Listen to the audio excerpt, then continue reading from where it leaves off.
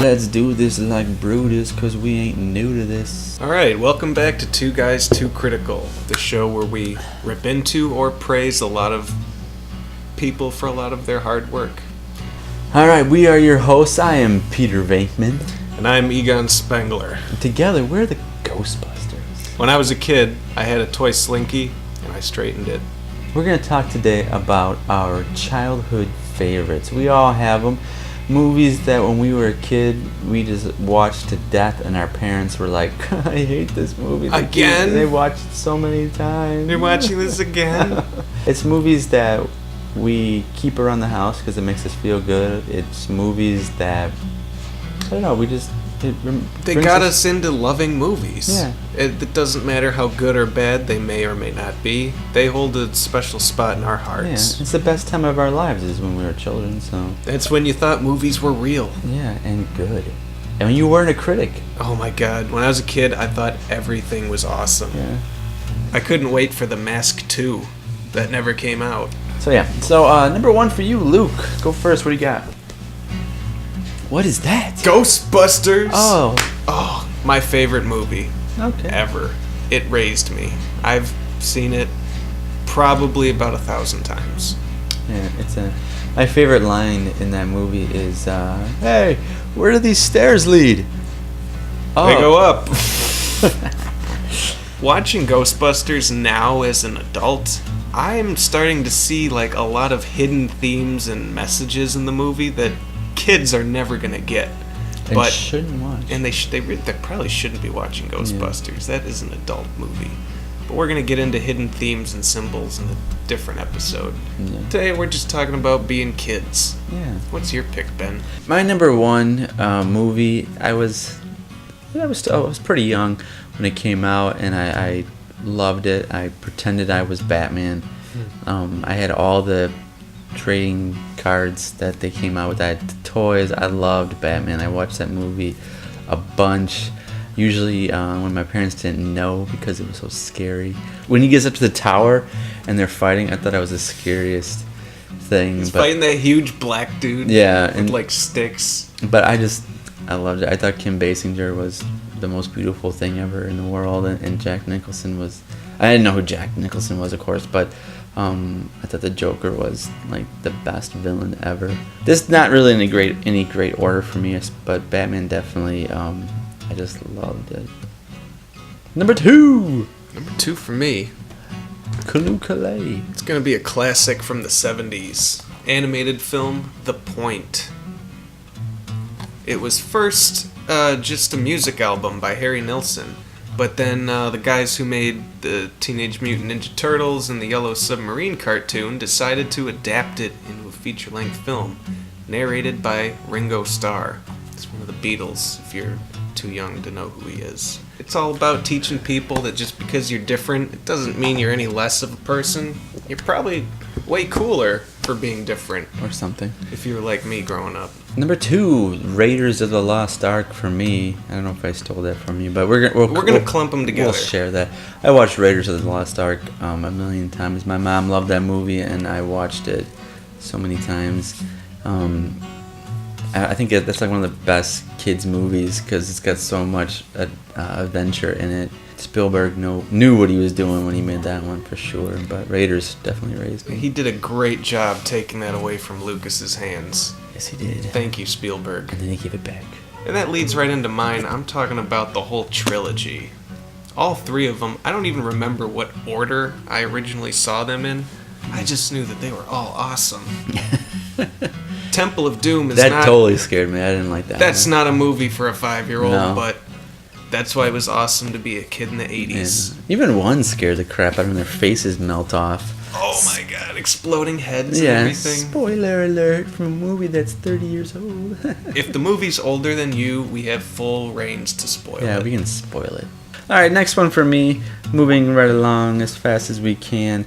Definitely movies that raised me. Every time I was sick, I watched this movie. Every time I was well, I watched this movie. But all three Star Wars is my first movie that I saw that I could remember is Empire Strikes Back and Return of the Jedi. You saw those before the first one? Yeah, I almost never watched A New Hope when I was a kid. I maybe watched like once or twice. I don't know why.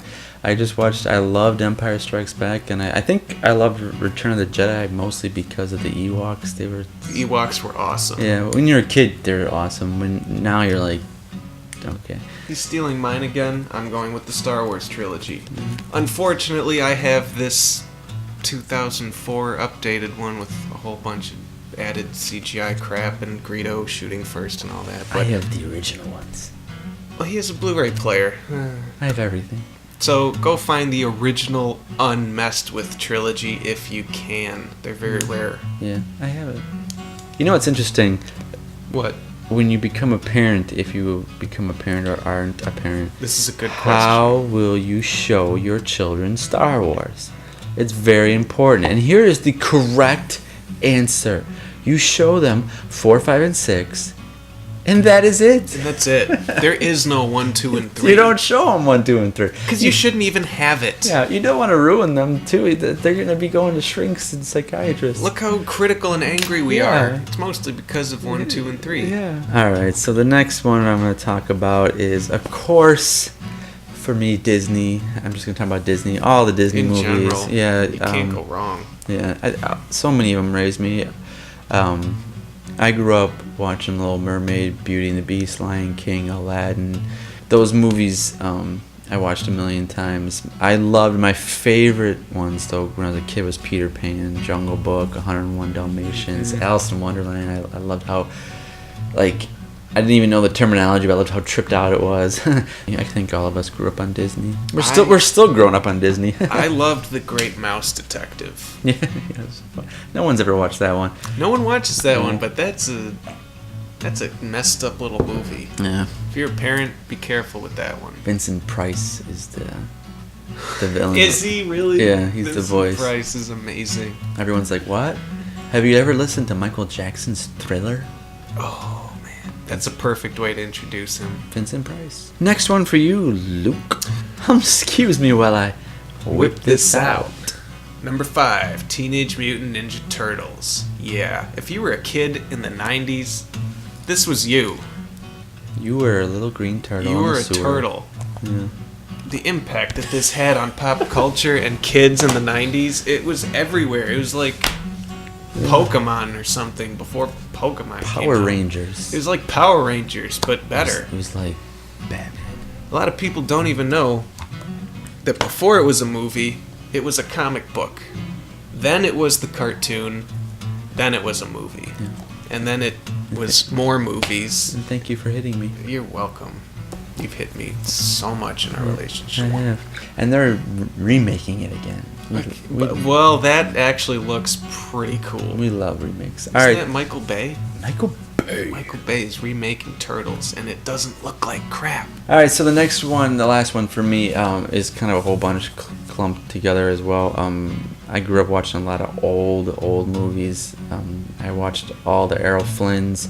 I loved Captain Blood, Adventures of Robin Hood, The Seahawk. I watched Gentleman Jim. I watched a lot of Cagney movie. Humphrey Bogart was like my hero growing up. I loved The Big Sleep. To Have and To Have Not was my favorites. Lauren Bacall and Humphrey Bogart were my... Casablanca. Yeah, Casablanca, Maltese Falcon. I love those movies. So I grew up watching those a lot, and just a lot of old science fiction movies like Invasions of the Body Snatchers. Just a lot of those old Jason and the Argonauts, the Seventh Voyage of Sinbad. Just a lot of bad movies. I mean, they're like cult classics, you know. But they're science fiction, like Flash Gordon. I watched just a lot of fun science fiction. I think that's why I still love science fiction, action adventure movies, because it's taking us to places, you know, that we can't even imagine. Growing up in the 80s, 90s, or maybe even the 70s, depending on how old you are. They took us to a galaxy far, far away. I can't top that.